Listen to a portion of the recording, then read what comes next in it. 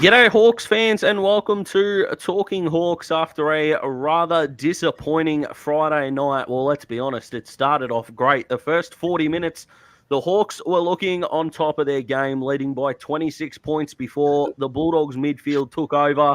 They kicked some goals in a row, and it's fair to say it wasn't the result that Hawks fans were looking for, going down by 7 goals. We'll look at the positives, the negatives, your comments, and a few things that are going on around the club as well, which are pretty cool, but I can't do it on my own. Chris is here.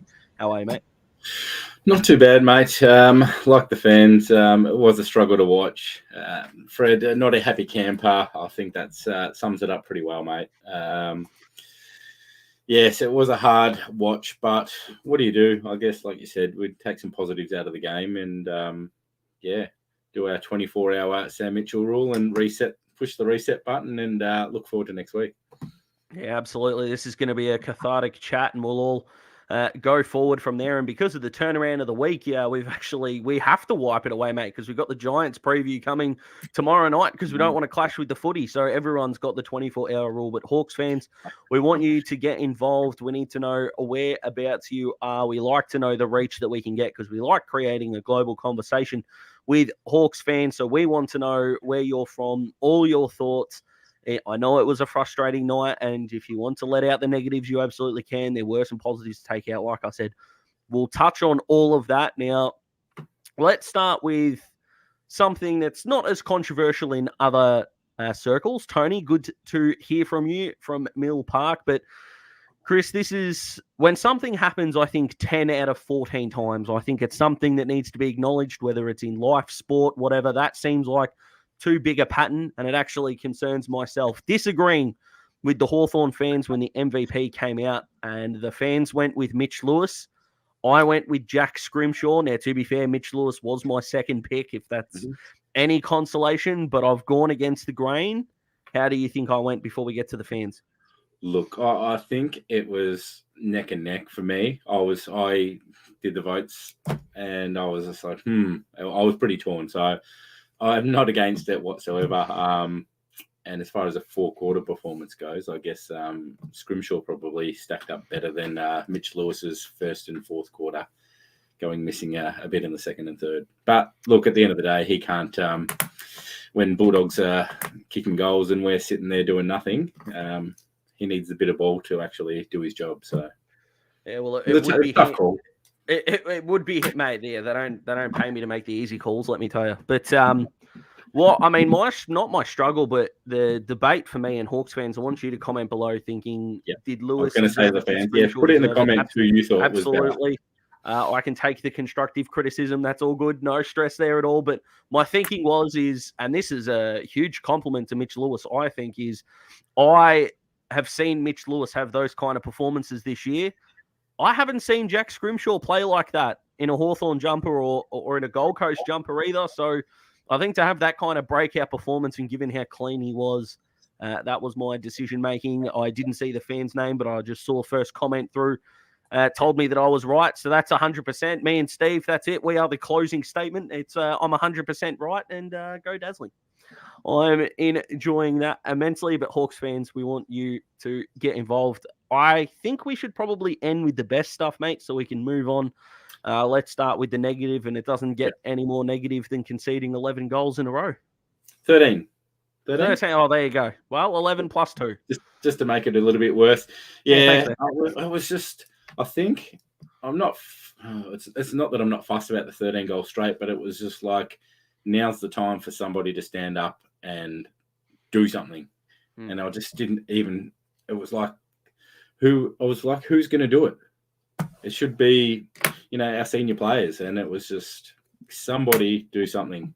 Do you think there was a message from the bench to potentially go and tag somebody or, just try and put the brakes on? It just didn't seem to happen. It didn't look like it. The only sign I was seeing from the bench was that boombox animated figure on the sign. Does anyone actually know what that is before we get into more of the serious stuff? Hawks fans, if you know or you've got a theory, please let me know because I've got no idea. And I've seen it for nearly 4 months. I'll give you my theory, and I think it's attack at all costs. I think it's just go for broke. It's just a really interesting way of communicating that if you're 100% right. It is. It is. I agree with you. I think the senior midfielders were a reason why, because they would kick a goal, it goes back to the centre, it's purely one-on-one, and they were winning the ball out of the middle and taking it forward. So I agree with you that it's on, Mitchell, Warple, Nash, and they had all had moments throughout the game, but moments aren't going to win you a game when you've got, Libba, who I think was best on ground, McRae, Dunkley, Bontempelli, Treloar. They didn't have Bailey Smith for reasons that, we don't need to get into. So, again, is there a frustration from you that we're consistently saying the same thing when it comes to us being beaten? Or is there a little bit of solidarity in we all know what the answer is and it's not going to be addressed in season? We're on a fact-finding mission to find out what happens next. Where do you stand on the fact that, we're here every week lording over a midfield that isn't getting the job done? Yeah, I guess at the end of the day, I'll look at it like Rome wasn't built overnight. We can't there's no quick, immediate fix. We've put things in place. We've recruited kids to come through the system. Connor McDonald's looking fantastic. Wardy had a pretty decent game down in Box Hill, so I wouldn't be surprised to see him come up. But yes, those senior players, we just expect more, and when they don't deliver, I mean, we're harsh critics, but that's what wins and loses games at the end of the day. So, look, I think the foundation's there. We've got some good building blocks, but it just hurts when you have these losses. And at the end of the day, 13 straight, and we lost by 42 points. That's the game there. Like, yeah, just frustrating, but you can't expect week in, week out with a young team to be winning consistently, I guess.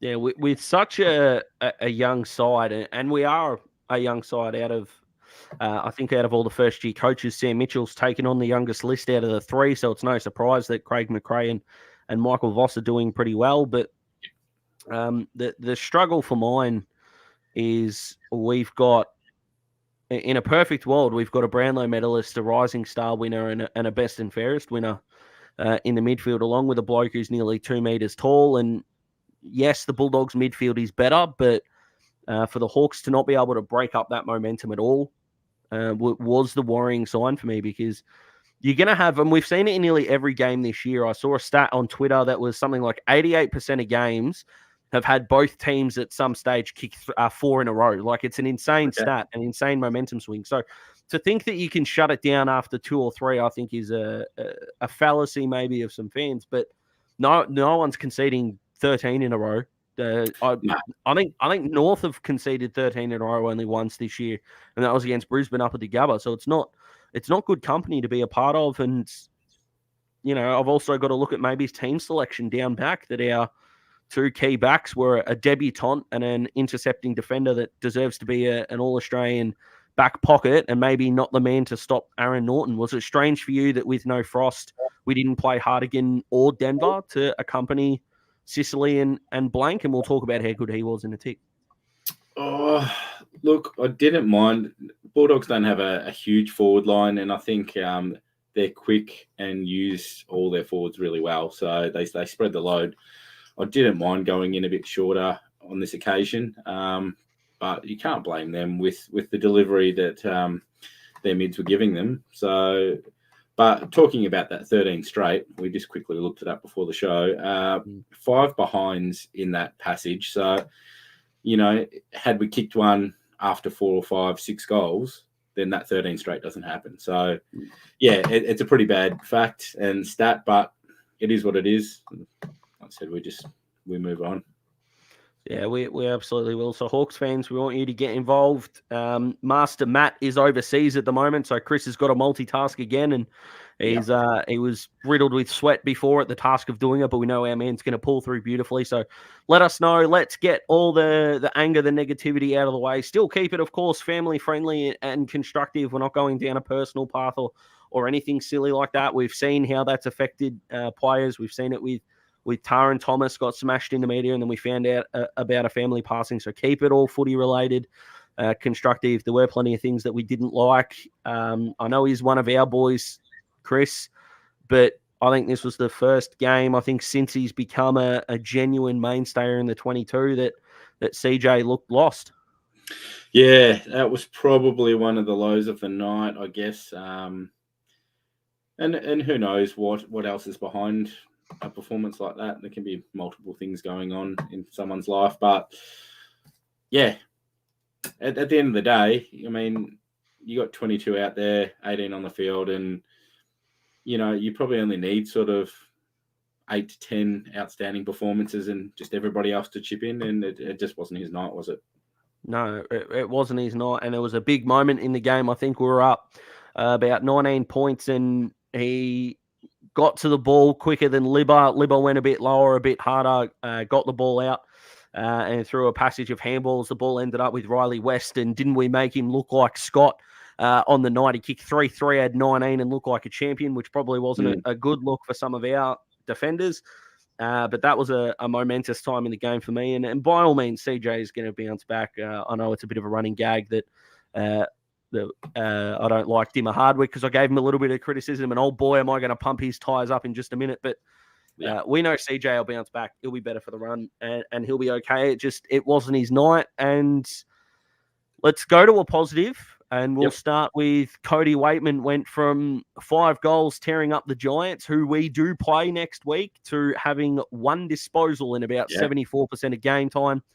Dislocated elbow or not, that is an outstanding performance by Dimmer. He went pure lockdown, and I thought he was fantastic. Yeah, no, and great point to make. How much do you weigh in on the physical attributes of his injury and how much that impacted him? But I don't think. Look, he's past fit to play at the end of the day, and Hardwick had his number. He just played an outstanding game, and he's back on top. Good on you, Dimmer. Daz's love for Dimmer shining through, which is what we want. Hawks fans, we want to hear from you. What were a couple of your positives from the night? It seems a bit silly for us to sit here for 40 minutes and bag everything out. So we want to know some positives. Absolutely love. We haven't really touched on it yet, but we'll do it now. Tony's let us in beautifully. Yep. This is the second Box Hill mid-season draftee we've had, mate, that is coming in and making an impact. We're a certified footy factory. Yes, no, definitely. And it's good that we can actually keep them rather than them make their way to another AFL team. Absolutely stoked at his performance. Did he do anything wrong?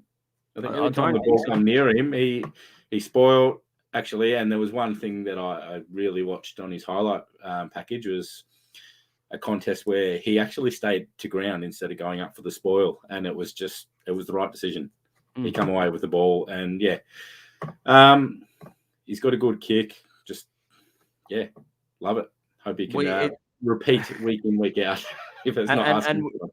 100%. And with all due respect to some Hawthorn players of the past, we're not used to a fullback that can use the footy really well, mate. We talked about some, and I'm not going to name any names, but Hawthorn fans, we all know who they are. It's been a bit different, but the one step. So he beat Norton in a couple of contests quite comprehensively, but he got the ball to the back, a little bit of a pump fake, as we'd call it in basketball, but he sold a little bit of candy, went one step off his left and delivered the ball outside 50, and I think he kicked it to Nash, and I kind of looked at my partner Sam, and I went, I think we found one. I don't think that 36 is going to be on his back for long. It was outstanding. Sort of, I guess, when you got someone like Brian Lake, who I thought was a really good kick, it makes a huge difference. Sicily's a great kick. So if we can Hardwick, like Scrimshaw, it just list goes on. So if we can, add to that and have a fullback that can add extra value, I'm loving it. And of course, what it does mean is when you get to the wider grounds, we'll look at the MCG. If we do want to switch play, which is something Hawthorn have done a lot this year, then our furthest player inside defensive 50, Robert, appreciate that. Yeah, it was a fantastic piece of play from the blank man. But if he is our furthest player to goal and the man that we use for a switch, that means that a particular small, or James Sicily in this case, becomes more dangerous 40 metres up the ground. And if we do happen to turn the ball over, which the Hawks can do from time to time, Connor, couldn't agree with you more. He looked like he'd been there for 50 games, very, hadn't he? very comfortable at the level. But we'll be able to set up scoring chains, which is fantastic. So the question that I've kind of got, and in our sort of promotion for the show, I talked about the 80%, and that 80% for me is our next generation spine 80% finished. So what I mean by that is blank the next generation fullback, Denver the centre half back. I know he's not playing at the moment, but I'm thinking the future, 2-3 years. Newcomb's going to be the leader of the midfield, it looks like, and he's playing like it. Mitch Lewis is going to be the full forward, and if we can just tip to maybe a negative or a question mark here, the centre half forward spot for me is still up for grabs. I know Cozzy hasn't been able to play predominantly as a centre half forward, but he is a man that is playing without a lot of confidence. And for a man that's out of contract at the end of 2023, we're probably sitting here saying that the next 30 games of his career are probably going to define whether he's a long-term Hawk or not. Do you think that's real, or do you think that's an overreaction? Oh, look, I think the signs are more positive than negative. I think he can do it, but like you said, that next season or two probably defines whether he takes that step or not. But the question is, unless you recruit somebody to come through the system, who else is going to take that spot? So unless we're trading somebody in, where's it coming from? So I think he's doesn't have too much to worry about, but yeah, he needs to perform. Just keep getting better, just a little bit more. Yeah, I think it would be pretty silly of us to draft, even though it is a fantastic tall forward draft this year, extraordinarily good. There could be up to 5 that go in the top 25. All of them look capable. Well, probably 6 now that I have a proper think about it, but could go really, really earlier in the opening 2 rounds. I would find it extraordinary if an Emerson Jekker, Jackson Callow, Cozzy are all on the list, that we would draft one in the first 2 rounds. If one might slip, I think at this point in time, our 3rd round pick would be pick 40. Maybe we could, get one. We know Mitch Lewis was a late selection. We might look at it there, but I don't think it would be a position of need early into the draft, surely. No, not particularly. And you can take a chance on maybe a younger player that's put their hand up in the draft that's, going to be a longer term project, and you're just taking a risk on him early. But like you said, talking about Jekker, 10 possessions, 1 goal, 2 in the Box Hills loss. Callow, 6 possessions, no goals. So not putting their hands up, are they, with those? No, they're not. And I didn't watch a game, so I can't comment on how the game played out. But that's their job to kick goals, and they're not standing out. Yeah, it was a tale of similar results, but different ways. The VFL game, Box Hill didn't look in it at any stage, whereas the senior guys kind of teased us a bit. We got off to a flyer. I'm like, we're on. I'm like, yes, come on. And obviously, Bulldogs got a message at quarter time, and they turned it on. So we didn't have any answers, did we? Yeah, Bevo was twirling his chopper moustache, and the Bulldogs knew that he was serious, which was, a light-hearted way to look at it. Let's go to a positive and a negative wrapped up into one. Mm-hmm. Now, Hawthorn don't already have a great relationship with the Rising Star Committee. Now, we know what happened in 2008, and we're going to repeat it, but somehow, I know he averaged 22.5 disposals, I think it was Reece Palmer. How anyone thought he had a better opening year than Cyril, I'll never know. He had the bleached blonde hair. It was the look back then, but my God, did you people watch football? I know there are a lot of Hawks fans that still think Ryan Burton was robbed against Andy McGrath. I'm less on that train. Okay, Chris one of them. He's firmly in the first-class carriage. I might be just tucked down the back of that train a little.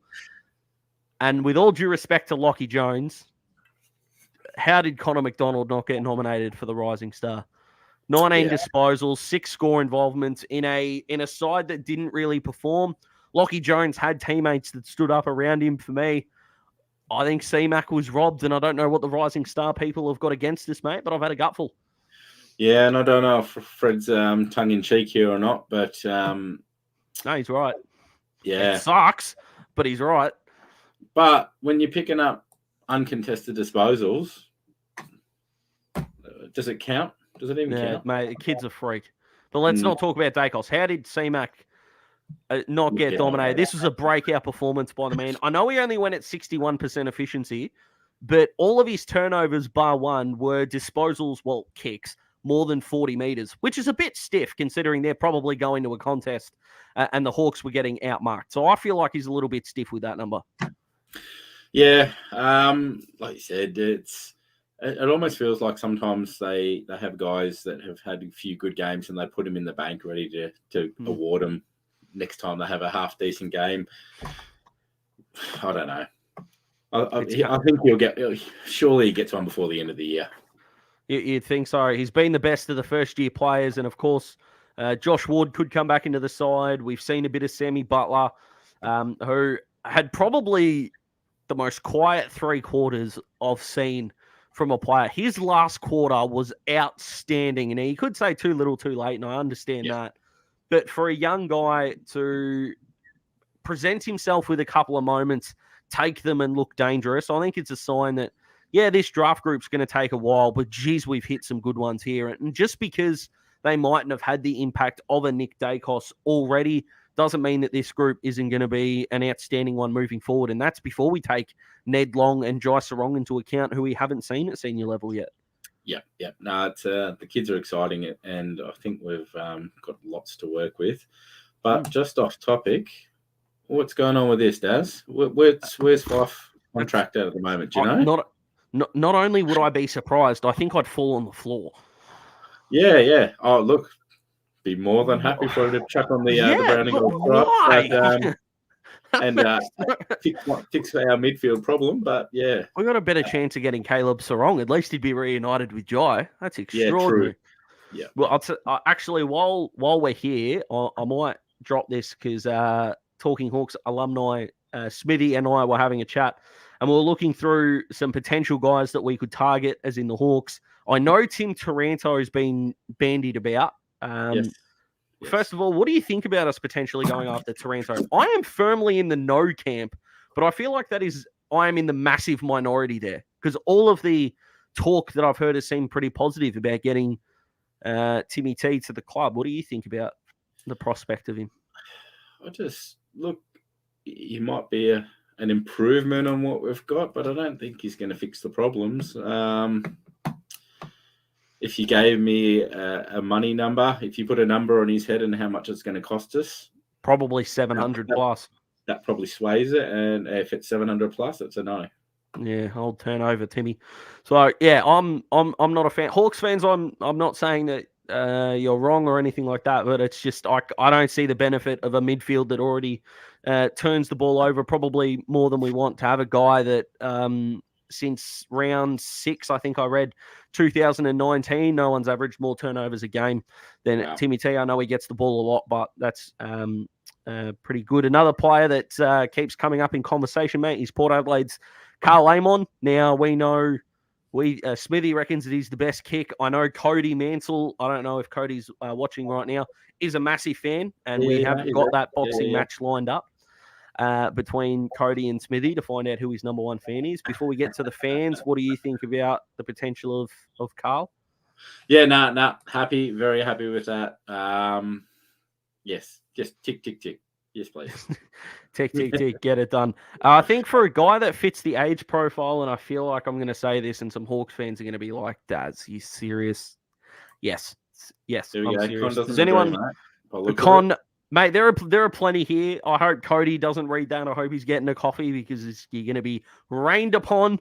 I'm a fan of Carl Amon. Again, I don't see him as a guy that's going to solve the problems, but he'd be a really nice piece. But as far as age demographic goes, this guy's got the experience. Like Jack Scrimshaw, he's a former top 10 draft pick. He's only 23 years of age. I know he's coming off an injury-riddled season, but I really like the prospect of Hunter Clark from St Kilda coming to the Hawks. He's got the outside speed. I still think at fully fit, he can be a better ball user than he already is. And we can still mold him into what we want him to be. And I think at St Kilda, they've got enough halfbacks, and we can turn this guy into a midfielder, which is what he was as a junior. Yes, it is going to cost us some draft capital. So that is something to take into consideration. But Hunter Clark versus a potential pick 22. Tommy's a big fan of Amon. How's the sales pitch for Hunter Clark, do you think? What do you reckon? Look, yeah, I can't say I've watched a few Saints games, and I can't say he's really stood out for mine. But yeah, like you said, if he is a genuine midfielder being played out of position, and you can see that potential, then it's worth looking at. I'll keep an eye on him from now, mate. Now that you've said that. He's ripe for the picking. He's come back into the Saints team. I think he's had a fortnight. Yes, he's looked a bit sluggish, but after you've had so much. How's Tanner Bruin tracking? Justin, he's going beautifully, mate. Did you see? His last month's been extraordinary. Get around Tanner. Oh, goodness. I feel like you were trying to make that out to be a dig, mate, but Tanner's been fantastic. He was good last week. Kept Johnny Noble reasonably quiet. I might get his stats up now. What do we got? Where are you, Tanner? Oh, while you're looking at that, I'll talk about it. And 10 touches and 7 tackles. I've been stitched up there. And 6 of them clangers. So, Justin, no. Probably not well. Anyway, go on, Chris. Degoe? I don't think you can touch it. I would love a player of that quality to come in, but it comes with too much risk. And as much as I think our culture could help someone like that, you just can't do it. Yeah, I struggle with the justification of sitting the group down and saying the highest paid player next year is going to be a guy with behavioural issues. And whilst, and we're not going to get into the full thing, I know he didn't break the law by going to Bali, but the optics aren't great. Justin, I appreciate that, mate. He probably wasn't at his best last week, but the conditions were terrible. I still love him. But we're probably looking at a guy who is Tanner Bruin in this draft in Harry Sheasel. So Tanner mightn't be on the list, but as far as positionally goes, I still think I'm onto something. Back to Degoe, just quickly. I think it's a hard sell to the playing group. He's 26, and with how dynamic he is on the field, I'm a fan of what he does. But off the field, considering that ADHD, you can't take medication while you're playing. I don't think we're going to be able to know. I think it's going to be the risk outweighs the reward, and he's the guy that you add if you want to win a flag. He's not the guy you add to win you a flag. I think that's kind of the way we go about it. Alrighty, I fully agree on Degoe. Oh, thanks, Wayne. I appreciate that. A couple of pieces of, good news, I think. We finally have had a rule change mid-year. Now, again, I'm going to be in the minority here, but I'll open the answer up. So the protected area rule has been tweaked, and it is a 50-meter penalty will not be paid if you are within the vicinity or the umpire notices that you are trailing an opponent. So that opponent, they must have been, from what I understand, they must have been your opponent before you enter the protected area of a marking contest. So if you weren't on them, you can't just run in. I'm cool with that. And if you follow them through, even if they do wrong foot you, the Matt Guelphy one was used as the example. If you remember that game, the St Kilda game, the Matt Guelphy one, even if your opponent does wrong foot you, you're not going to be penalised. And for all of the grief that we give the AFL, Chris, maybe it did take them too long to bring common sense into the game, but it's better doing it now than doing it at the end of the year and potentially costing a team a final.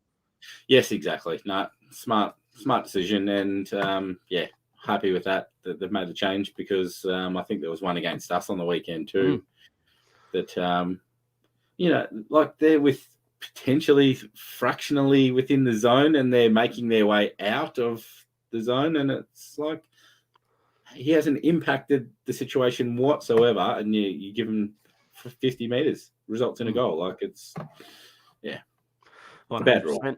Yep. All right. So I can understand they need to do it for the new stand rule and the play on advantage. Yeah. But if it's not impacting what's happening, if someone's loitering or, doing something that, but silly rule, move on.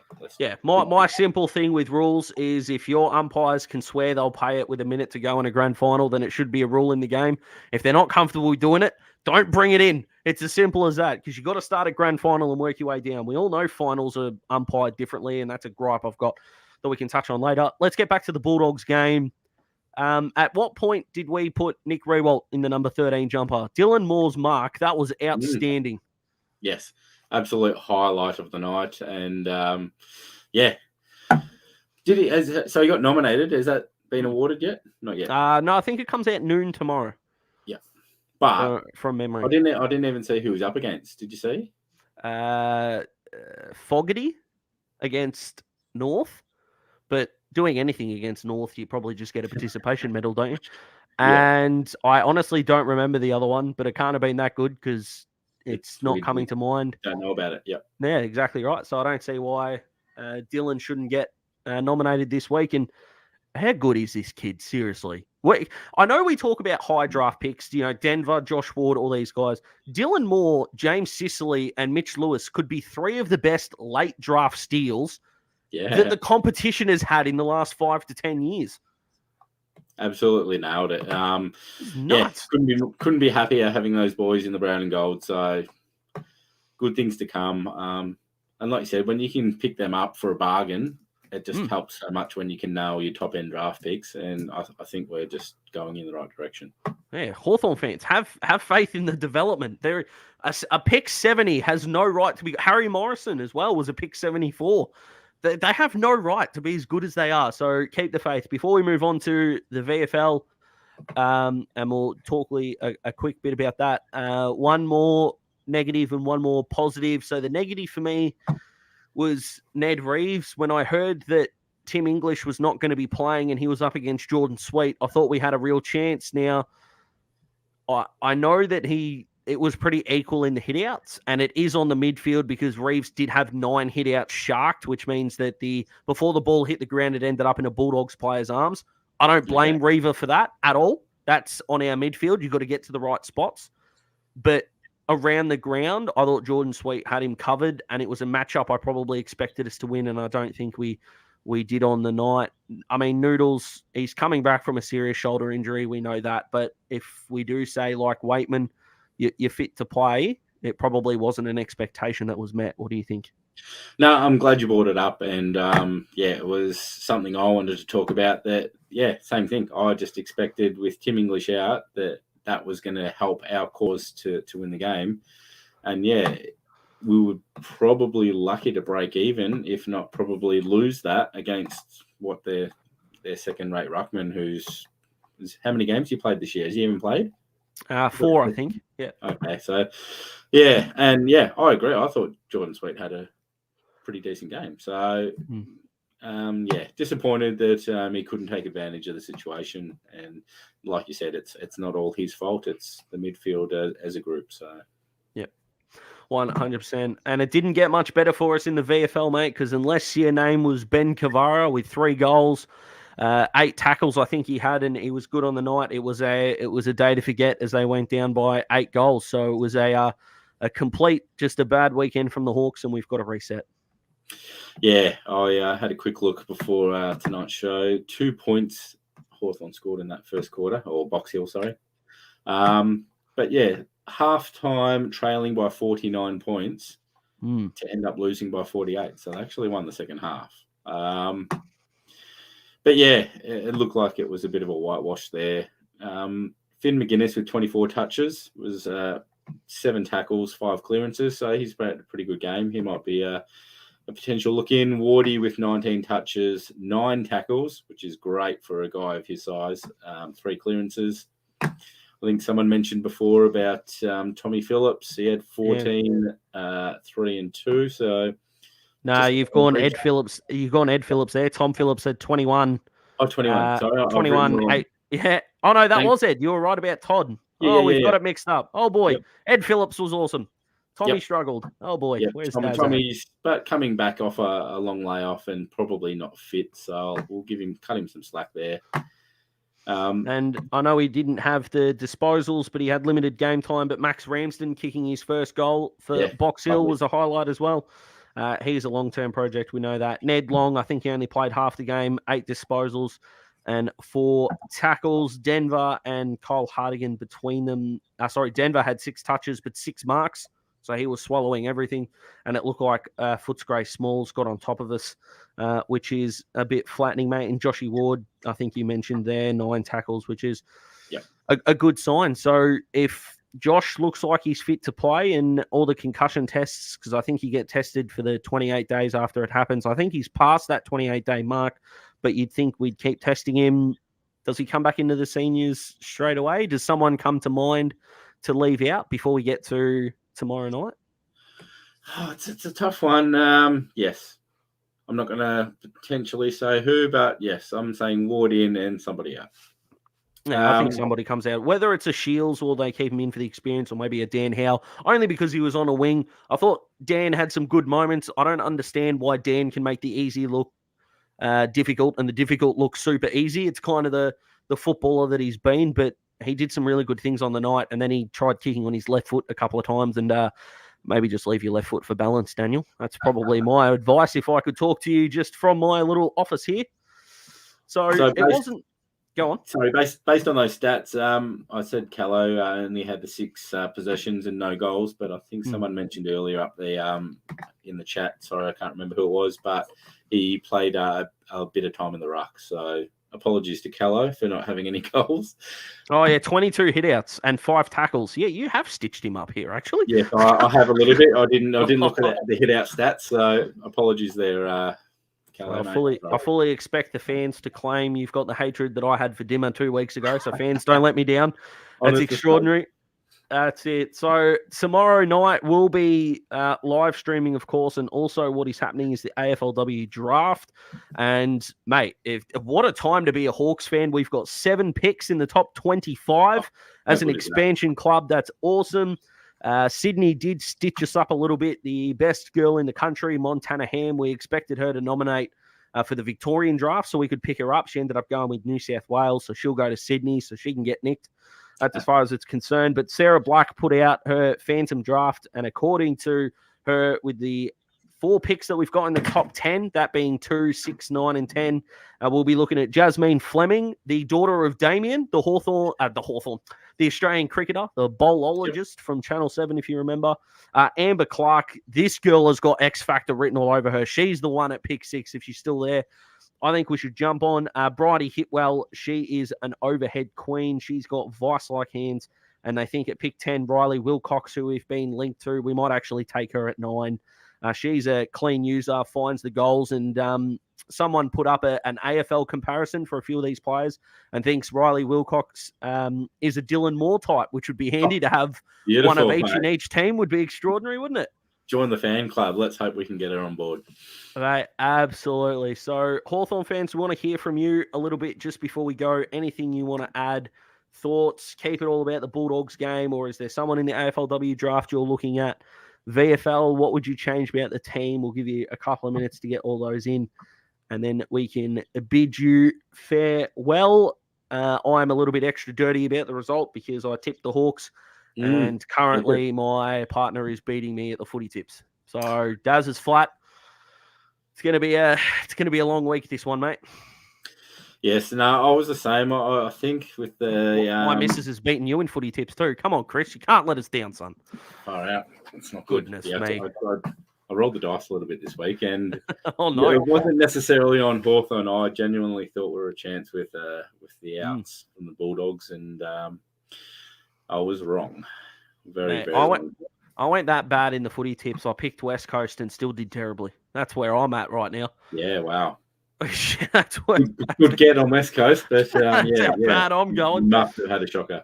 What's coming through from the fans, mate? Before we bid good night. Quick one. Gunners back. I hope so. It looks like Wingard might be fit as well, which would be a couple of huge returns as we go into state. Typically, what game is? I can't go into the preview too much, but I'll find out if you want to join us tomorrow and see where we're at with Gunners. Yeah, I think he and Wingard are both labelled as a test for the medical room, which will be good. Will Day is the other one as well, who I completely forgot about, blanked about. He's a test as well, who could be cut. How good are those for 3-ins? And potentially Josh Ward. Wardy as well, yeah. No, boy. Good potential there. Be interesting coming off a hard loss if Mitchell will make some heavy changes at the swing the axe, maybe. Yeah. Oh boy, I'm looking forward to finding out. That's good, mate. That's it. I don't think we've got too much else. And look, I was pretty happy with the show tonight, mate. There's a lot of negative about the game, but we've managed to bring up some positives. And do you know what we didn't do? What didn't we do? Sicily headband. No, we can't talk about it, mate. We'll get $1,000 fine for talking. You can't happen. That was a shocker, wasn't it? I know the AFL need to repay the debt to ANZ and NAB, but is that really the way they're going to go about it? Tell me you're dreaming. Good. Oh, you know, it was sort of good that he can actually do something without, crossing the line too much. It was a little bit of fun. I'll tell you what, hasn't it exposed a little bit of a psychological weakness in Norton? Jeez, don't touch his hair. Yeah. Come on. No, it was the perfect play, really, for him to try and impact the game and change things by just doing a little sneaky pull of the headband. I think he was more upset about the hair getting pulled than the actual headband coming off. Yeah, I think so. Yeah, I don't think Sis would have done it gently, if we're being honest. That's just a little bit of a theory that I've got. But Hawks fans, we're going to wrap it up. Talking Hawks on YouTube. If you're watching this through Facebook, if you could subscribe to us on YouTube, that would be fantastic. We're heading towards 1,000 and we want to get that before the end of the year. So round 23 would be extraordinary. We've just ticked over 1,900 Twitter followers, getting more involved on Twitter as well. So jump over there as well. If we can get 2,000 before the end of the year, that would be fantastic, and getting involved with all things Hawthorn. And a pretty exciting announcement, mate. We've got another writer on board, and we're not going to reveal too much yet, but the debut piece that's coming tomorrow, goodness gracious me, it's extraordinary. So can't wait to show that to you. TalkingHawks.com is the place to go, and of course, we'll promote it on all our socials. If you want to help us sponsor CJ, Denver, and Jai, we'll leave all those links, YouTube, Facebook, and you'll be able to find it pretty easily. Or if you want to go to talkinghawks.com, the top right-hand corner of the home screen, it's a big black image with those three boys on there, and that'll take you to all the information. Chris, it's been a pleasure, mate. You and Mitch are going to take over tomorrow, which is going to be extraordinary. You guys will absolutely smash that out. So I'll leave you with my tip for next week. I can't see a world in which I tip the Hawks and not be a jinx. So I'm going to do the reverse jinx and go Giants by 15 points. Beautiful. You've actually nominated the number. All right, I'll bring it up on tomorrow's show. All right, beautiful. I appreciate that. A little bit more. Fantastic. I appreciate that. We appreciate you, Hawks fans. Enjoy the rest of your night. Hope you're rugging up because it's cold everywhere at the moment. And we will see you throughout the week. Go the Hawks. Until tomorrow night. Catch you then. Cheers, guys. See you guys.